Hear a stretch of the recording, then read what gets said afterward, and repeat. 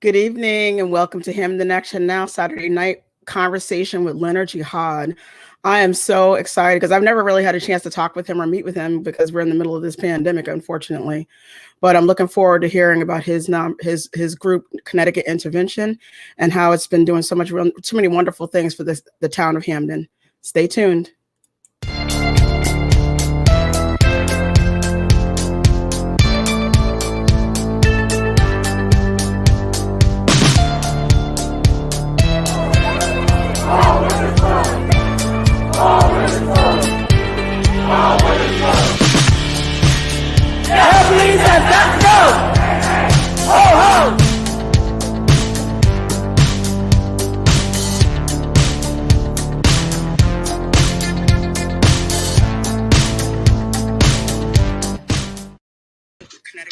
How are you tonight, sir? So nice to talk to you, meet you, and hear more about your program, especially during the pandemic, because we don't know what we're doing now.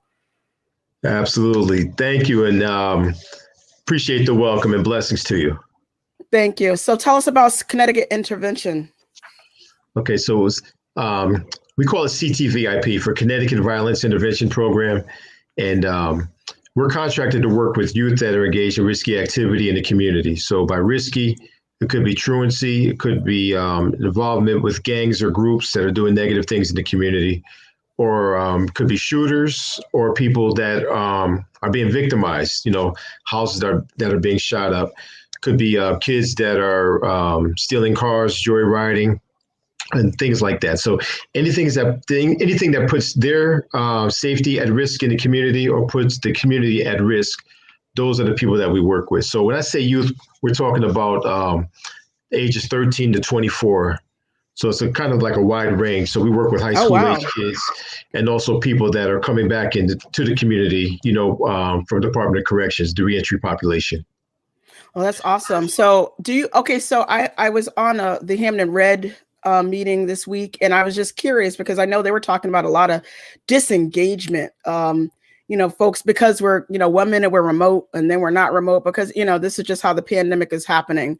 So, we don't know. And so a lot of the kids, they're just like kind of have checked out. So, does your program get involved with that at all? I mean, I guess it does with truancy.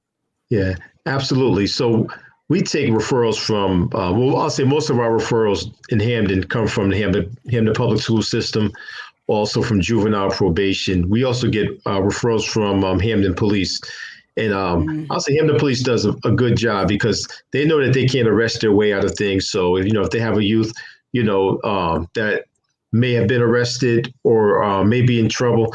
I mean, just because someone's arrested, they don't stop right there. Hamden Police don't stop. They're like, listen, we want to stop this kid from getting further engaged in the system. Len, can I make a referral to your program? So, you can try to divert them from getting into more trouble. And even, so the court can use, some alternatives rather than just sentencing them to jail. So while the case is in pretrial status, we'll work with them also. So with the pandemic, it's led to like a perfect storm, with all the factors that lead, to criminal activity or disengagement. A lot of kids are runaways because now they're forced to be in the home, and there's so many issues in the home, that they'll run away. Well, they're not really run away where, the parents or authorities don't know where they're at, but like where they're unaccounted for, they may be sleeping on someone's couch or on the floor or something like that. And so we'll engage them wherever they're at. So we've given away so many mattresses and bedding material and pillows and things like that, blow up mattresses, just to keep them safe. And also the families that have allowed them to come in, we've given them gift cards also because you got another mouth to feed. So any way that we can, just try to help them out and, try to help them navigate themselves, through this pandemic, that's where we meet them. And that was my question, because I think that I have heard of a lot of kids that are now staying with folks because their home may not have, a computer or internet, or even just like you said, stability, or, they just are staying with people. So, I mean, I just put a question down there, how do you support them? How do they know how to find you all? I'll say during the pandemic, more family. Well, I'll say the systems that are in place. The school system. Miss G at Hamden High, she'll call me and she say, "Len, I know this kid is not the most risky kid." And Mhm. it kind of goes outside the realm of the kids that you usually deal with, but he hasn't logged on. We don't know where the family is staying. Can you help find him? And and it's funny. I'm a Hamden guy. Went through the Hamden public school system K through 12, and I coached Pop Warner football in Hamden for so long. And after college, when I moved back, I moved to New Haven. So I mean, just there's like 2 degrees of separation by just knowing someone, knowing their last name or something, and you could just make those ties.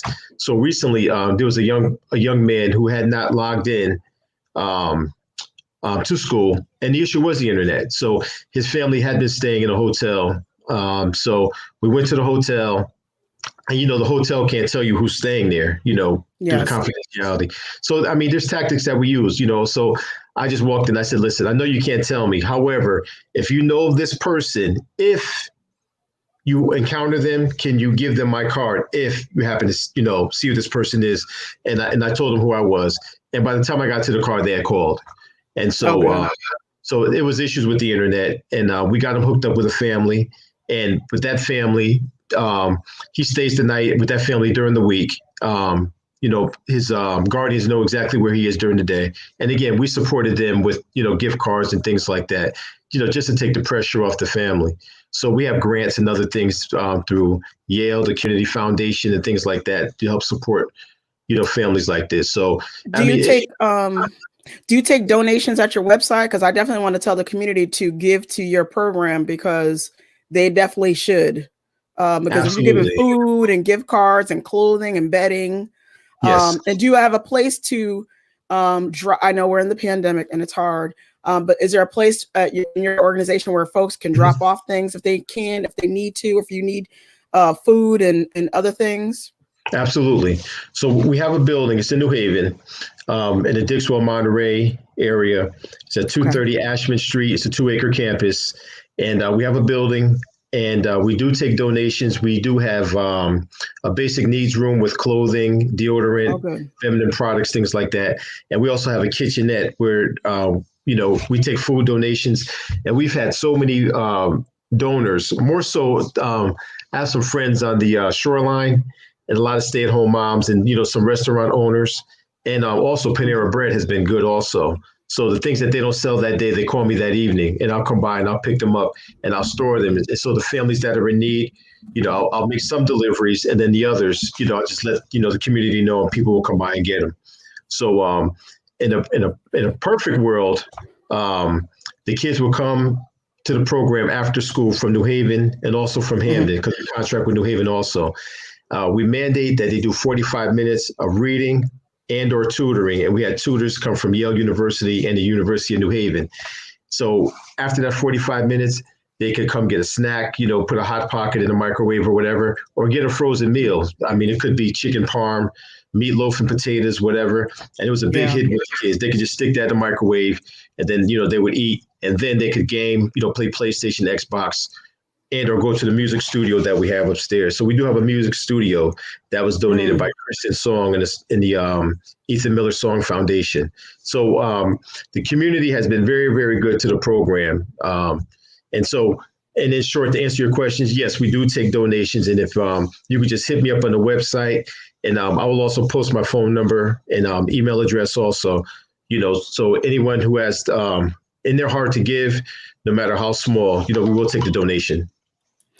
Well, I'm happy to hear that because, I talked to, Chief Sullivan periodically, and we are all in agreement that the police are constantly being called for things that they're not designed to deal with.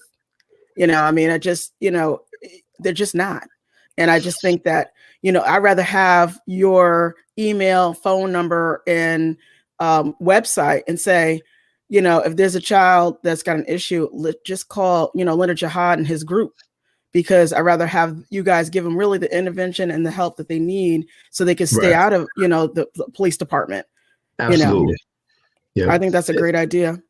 It's been a culture change in Hamden, because I grew up in Hamden, and the police haven't always been as friendly in Hamden as they are right now. And I've seen it change over the last 10 years. And so, again, it's rare that you'll have police departments will call an organization like mine and say, Lynn, this kid is coming off the porch, which means that he's coming off the porch and now he's hanging in the streets, maybe hanging with some people he's not supposed to. Can you grab a hold of this kid? And so we'll find pro-social activities for him, get them hooked up in Pop Warner Sports. They can come to our facility. And again, we make a lot of referrals and everything based upon mental health, employment. I have a good friend of mine, Graham Wilson. He owns and operates a bunch of McDonald's. And he says, Lynn, if you have a kid who's ready, I will, they don't have to make application. I will actually, give them a job, so that's worked also. And then, if the kid is starting to mess up or not come to work or whatever, he'll give me a call, and, I'll snatch him. I said, listen, is there a problem? Do you need a bus pass or what's going on? You said you wanted this and I'm meeting you here. So we've been pretty successful at it. Well, I think that's terrific. And I love the fact that you all have the mandatory reading and homework help. And what do you do with the kids? Well, they're not really kids. I mean, you said you have clients that are up to age 24. So yes. Is it just basically job development and job referrals? Yeah, absolutely. A lot of this, we downplay, depression and trauma. So we make a lot of referrals. We'll talk to folks, we'll get them ready. And some guys don't want to work because they have issues, with their child's mother, and they don't want to get taxed and things like that. So we can help navigate things like that and, make referrals. Say, listen, okay, you're working now, you do have to take care of your child.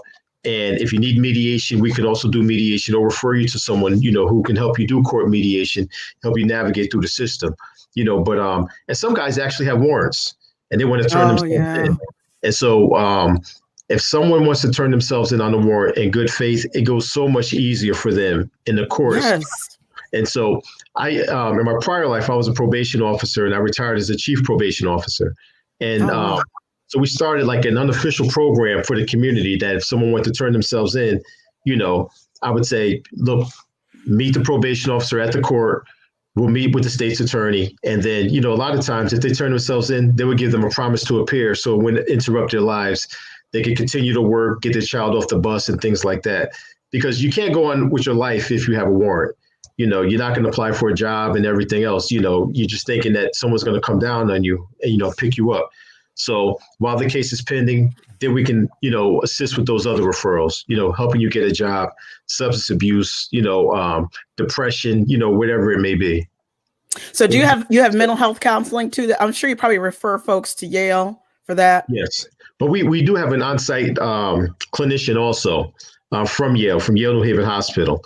So he does have an office right here in the building.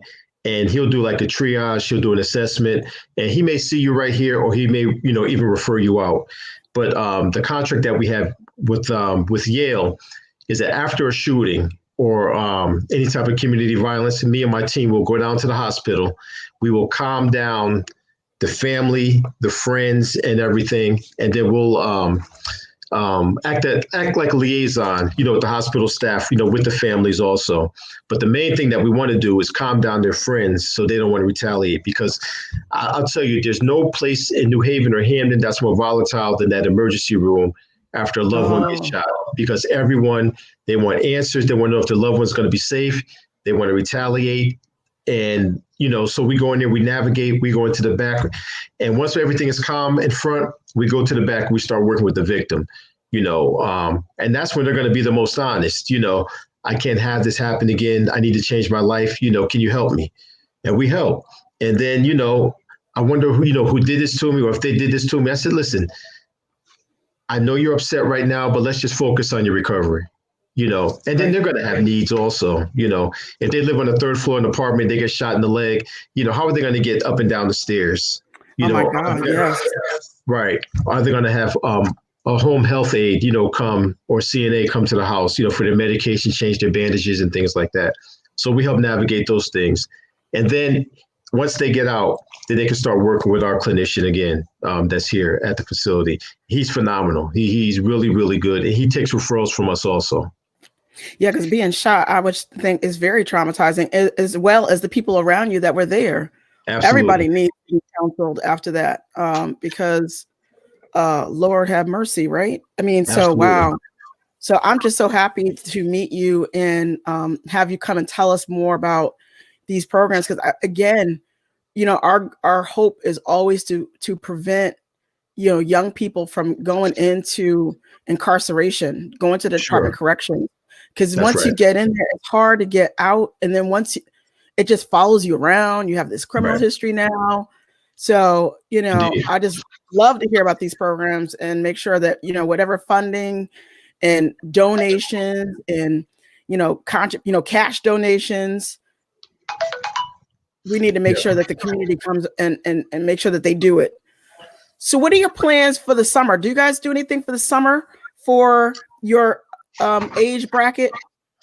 Year round. So things have changed. So with with you know with the pandemic, we basically had to shut down the building. So again, we had a full music studio.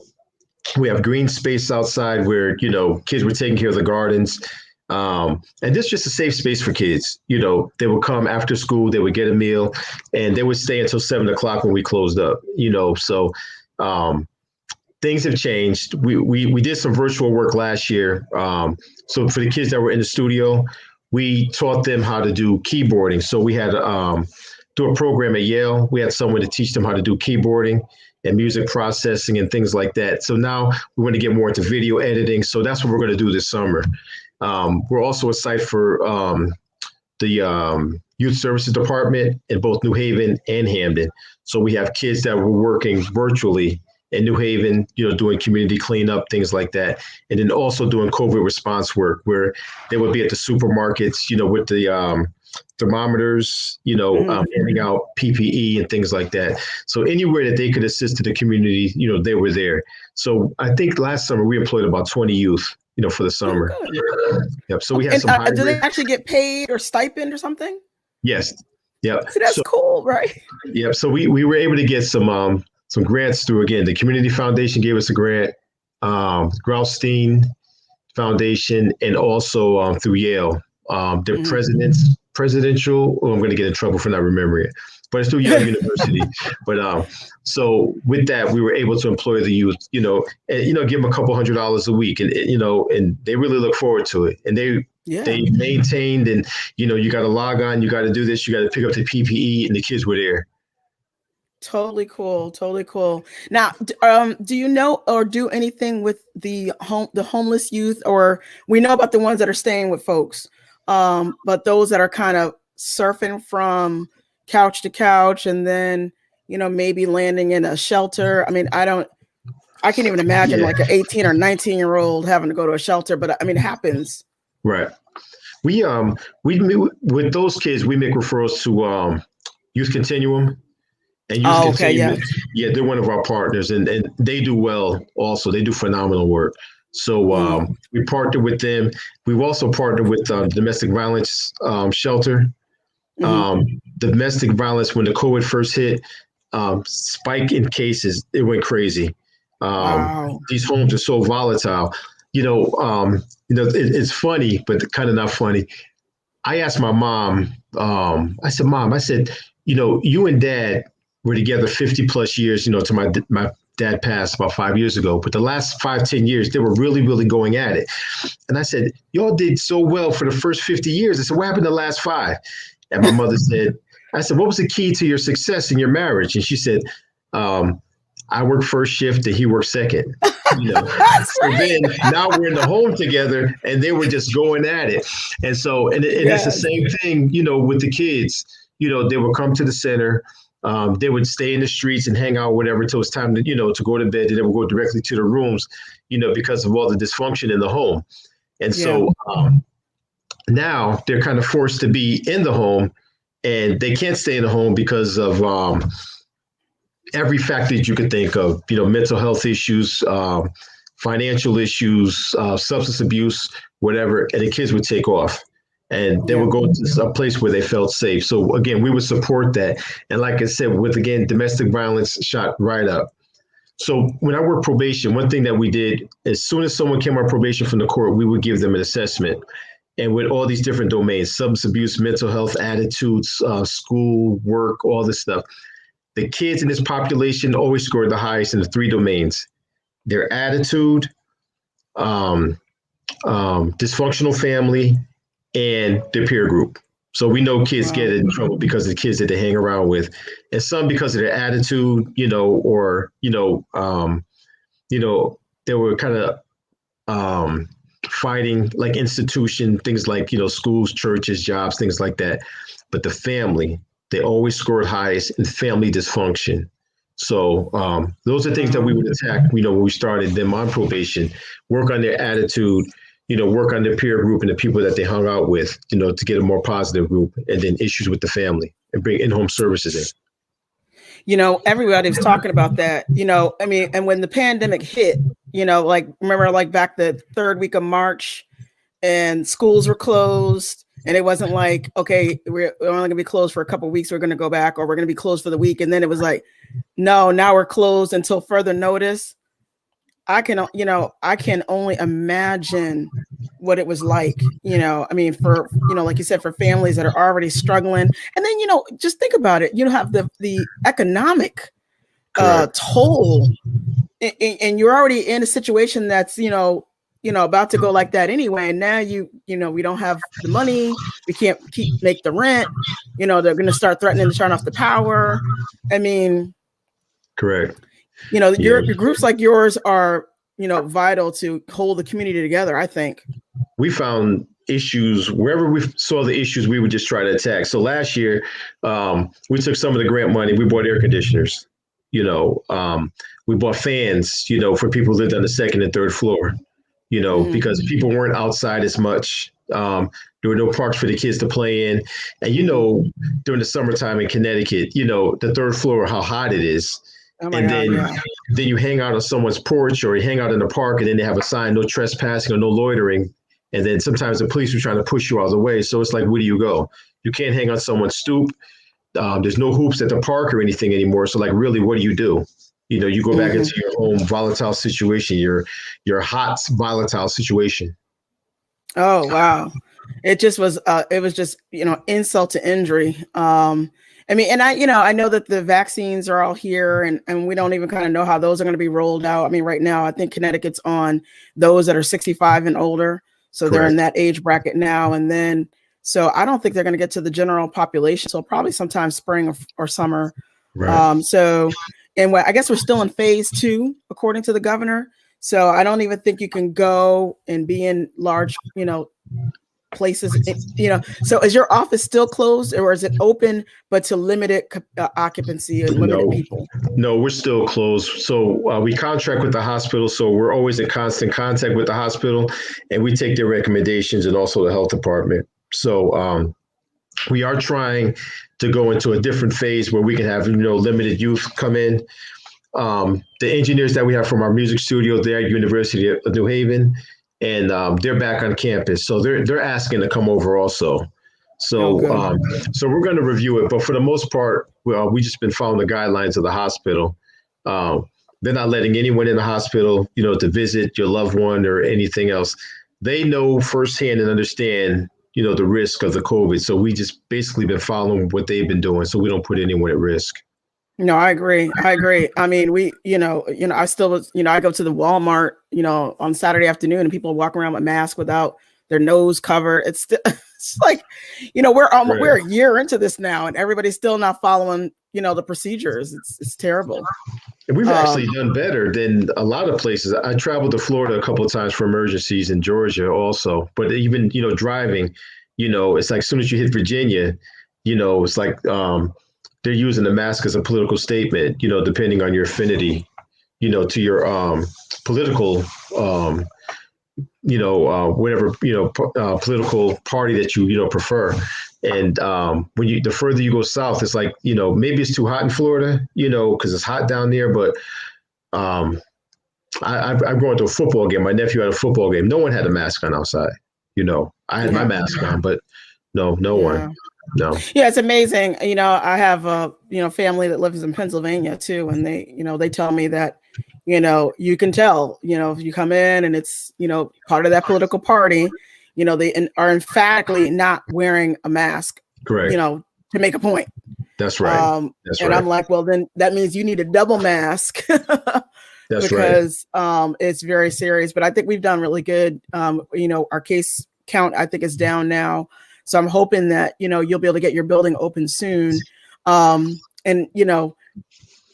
keep us informed on what you need. I mean, if I can put out a public appeal and say that you need, a fundraising drive, or you need a clothing drive or a food drive, let us know, especially when, fall comes. We're probably going to get back into some type of normalcy. Right. And maybe folks are going to need some things then too. Absolutely. Yep. I appreciate that. But, and like I said, the community's been great. So whatever the kids need, whether it's gloves, socks, hats, I'll put it out on Facebook, and then, through our network, and people have always come through. That's awesome. It's not just, the greater New Haven community. It goes a little bit further out. People will hear about it, and, they'll want to help. And people do have, it's good. They do have a culture for service. They just don't know really what to do, but if you tell them, listen, if you can just do this one thing, this one specific thing, they'll do it. Don't just say, look, we have a great need. Tell me specifically what you need. And they've come through for us. That's awesome. That's awesome. So, I mean, can you imagine how many lives you all have saved and how many folks you saved from incarceration? Just imagine, and Mm-hmm. it's just, this is what I try to explain to people. It's the nonprofits, and it's the folks like you guys who are doing the work on the ground to try to keep, to prevent the prevention, Mm-hmm. So let me tell you about my team. So I'm executive director of the program, and I have a group of violence prevention professionals. They were once known as street outreach workers. And so these are the guys, and I have a female also who were in that life.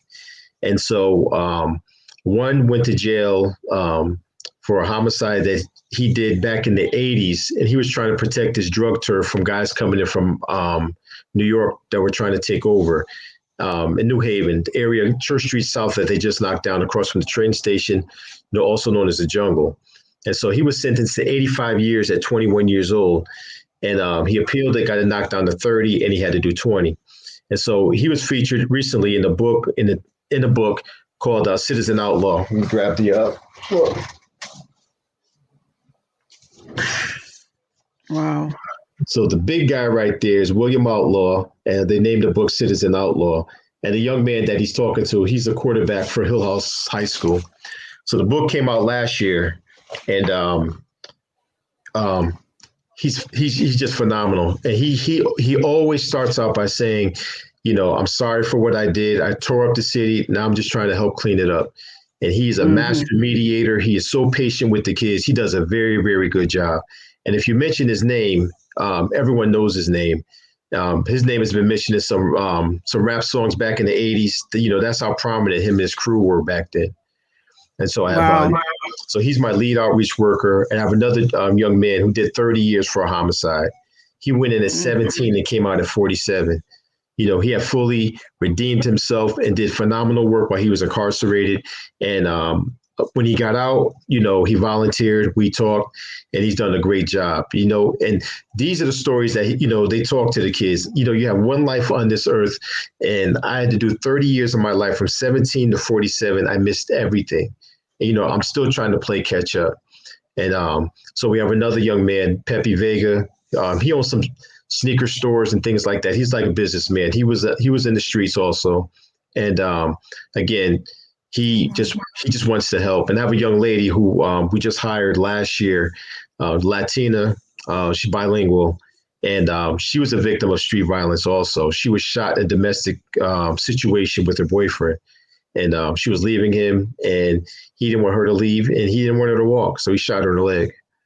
So, so these are the stories. We have people with firsthand knowledge about trauma, about being victimized, and overcoming things. And I'm proud to say that she got her bachelor's degree, and she just started working on her master's degree. Pepe Vegas also just started his master's degree also. So we have a great team, and we're looking to expand. And we need to get some young folks in here, young folks that maybe in the clubs with folks or maybe on social media with them, because we're their parents' ages, or some of the kids 13 or 14, maybe some of their grandparents' ages. So we got to get some young folks in there that know Snapchat and TikTok and all that. I don't TikTok. None of that. I'm I don't old. TikTok either. No, I just use Facebook. So it's a Facebook. That's for old people. Well, that's all I know how to work. that's what old people do. Okay, so we will be looking to expand. So for those kids who are coming back from college, or even those maybe coming out of incarceration, if you want to help and you want to have a giving, charitable spirit, you can definitely apply to our program. And I'll put something out when we start the application process. That'll be great. And hopefully, we in the young people you're looking for, like in their 20s, right? Folks that are in their 20s to come in. Yes. Yes. Yeah. Yes.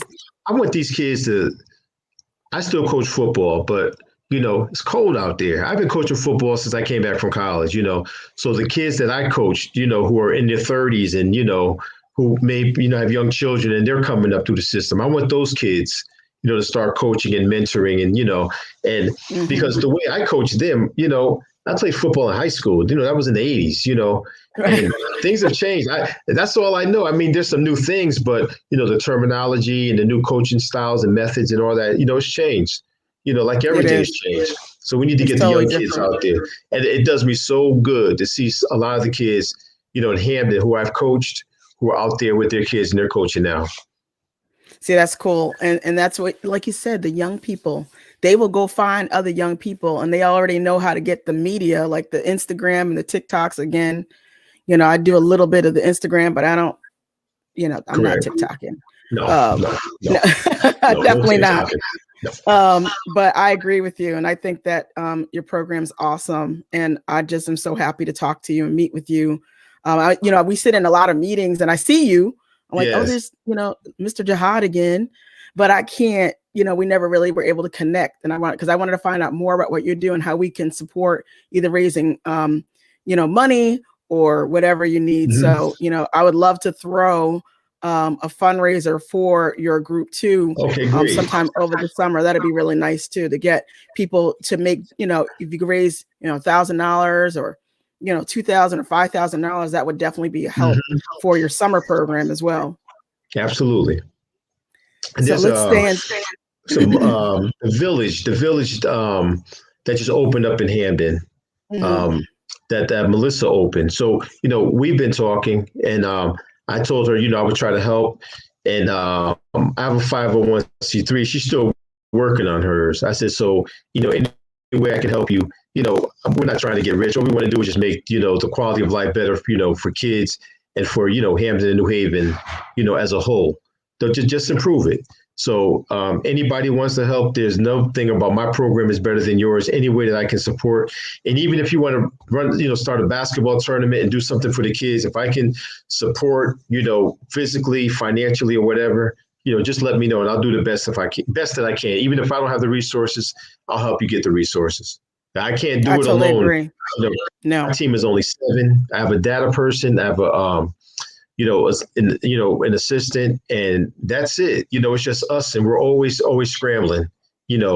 Hartford has a similar program as ours, and they have a staff of 20. Wow. And we're doing it with 5. Yeah. So I'm on a board of a small nonprofit like that in Bridgeport, Urban Concepts, and they're doing similar program in the Bridgeport area. And it took forever to get the 501c3, and they just got it on March of last year, right before the shutdown. And so all the grants were closed, and everything was, and last year everything was kind of closed for a minute there. So they're applying for monies, and they're opening up their program to youth that are, also, at risk of being incarcerated or have already been incarcerated and really need to figure their way out now. Right. Yeah. I agree. It's very hard. And it's a shame that you can't get funding. I mean, you have to be a really great, community program, but you have to spend all this money and time to get a 501c3. It's just horrific. It's not cheap. It's not cheap. So I'll just say that, you know, they'll say, the application is so much, and then you have to, and as soon as you pay something, they're like, okay, now you have to go to the IRS federally. They want another $700, and then Mhm. the state wants another $400. So all that starts to compound. But I was lucky that I did a presentation down at Yale, and then there was a young man in the audience, and he had a foundation out of Newtown. His daughter was killed at Sandy Hook, and he started a foundation. And after he came to me and he says, I want to help you out. He says, I want to give you some money, and I'm not going to ask for any, reports or anything, but I know that you'll do the right thing, with the money. He says, you can take the money and, he said, you can buy a car, or, you can do whatever you want with it, buy a jet ski. He's like, and I can't stop you.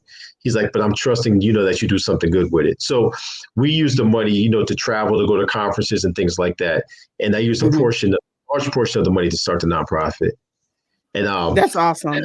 and I'll say this, it was through the AVL Foundation, and named after his daughter, AVL, who was in the Sandy Hook massacre.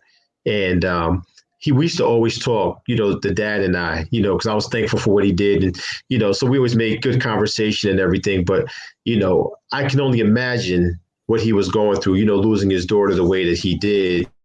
But he did start the foundation in her honor.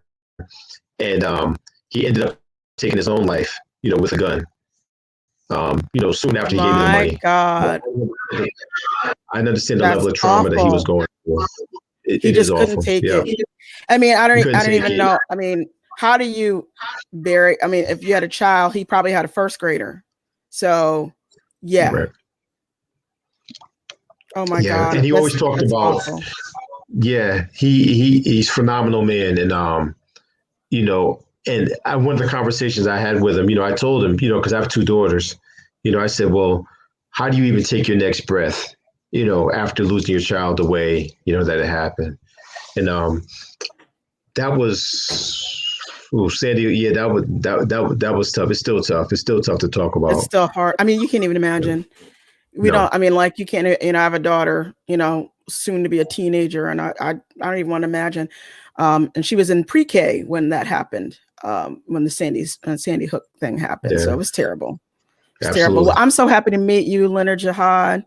And I'm going to keep in touch with you because I'm serious. I want to do, even if it's a virtual fundraiser, we're going to sell tickets and we're going to take the money and we're going to turn it over to your program. Okay, great. And I mean, just something, because the community needs to get involved in helping, the continuation of the work, the good work that you're doing. And they need to help with some money. Okay.